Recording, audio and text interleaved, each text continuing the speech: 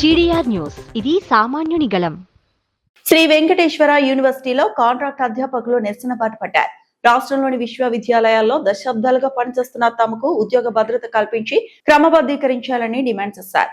ఈ మేరకు యూనివర్సిటీలోని అంబేద్కర్ విగ్రహం నుంచి పరిపాలన భవనం వరకు కాంట్రాక్ట్ అధ్యాపకులు భారీ నిరసన ర్యాలీ నిర్వహించారు.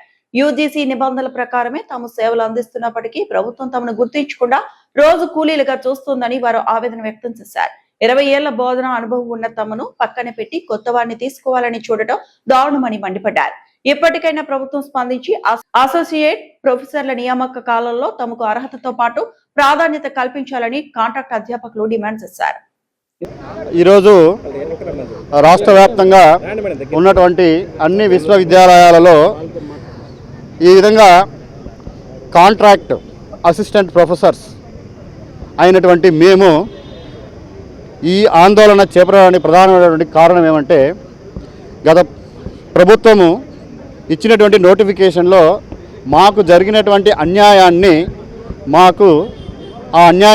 పూరించి మాకు న్యాయం చేయవలసింది అనే ఉద్దేశంతో మెయిన్గా మేము యొక్క ఈ ధర్నా కానీ ఈ ర్యాలీ కానీ పిలువనివ్వడం జరిగింది.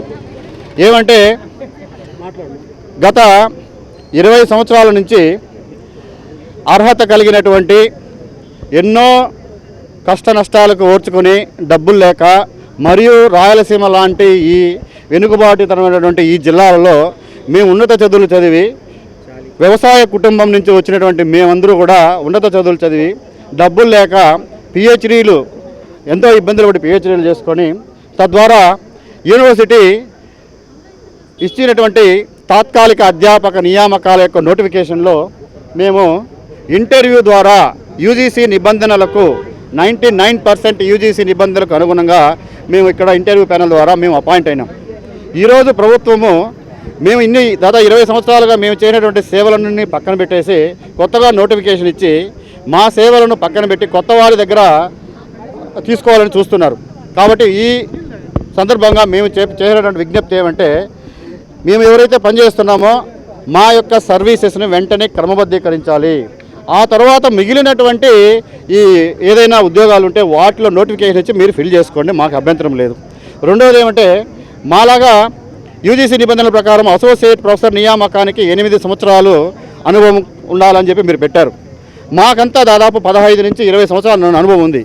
కానీ కేవలం మీకు జీతం లేదు, మీకు జీతం తక్కువ అనే ఉద్దేశంతో మమ్మల్ని అందరినీ కూడా దానికి అనర్హత కల్పించినారు. ఇప్పుడు ఇక్కడ కంపేర్ చేస్తే డిగ్రీ కాలేజీల్లో పనిచేసేటువంటి కాంట్రాక్ట్ టీచర్స్ కానీ ప్రైవేట్ కాలేజీలో పనిచేసేటువంటి అసిస్టెంట్ ప్రొఫెసర్స్ కానీ వాళ్ళకు కూడా ఇక్కడ స్కేల్ ఉండదు. వాళ్ళకందరికీ కూడా ఇక్కడ ఎలిజిబిలిటీ ఇచ్చినారు. మేము ఇంటర్వ్యూ ద్వారా అపాయింట్ అయ్యి ప్రభుత్వ రంగంలో మేము పనిచేస్తున్నప్పుడు మా ప్లేసుల్లో వేరే వాళ్ళకి అర్హత కల్పించడం ఏంది, మాకు కల్పించకపోవడం ఏంది.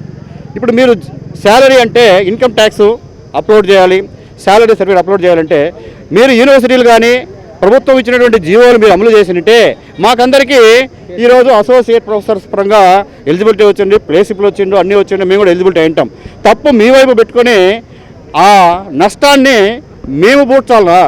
మీరు చేసినటువంటి తప్పులకి మీరు ప్రభుత్వం ఇచ్చినటువంటి జీవోలను పాటించకుండా అధికారులు ఈరోజు మీరు మమ్మల్ని అందరినీ అనర్హత కల్పించడం మీ ఎంతవరకు సమంజసం? కాబట్టి నేను మీడియా మిత్రుల యొక్క మీ యొక్క సహకారంతో మా యొక్క విన్నపం ఏమంటే, మీ ద్వారా ప్రభుత్వానికి మా విజ్ఞప్తి ఏమంటే, మా సర్వీసెస్ను వెంటనే క్రమబద్ధీకరించాలి.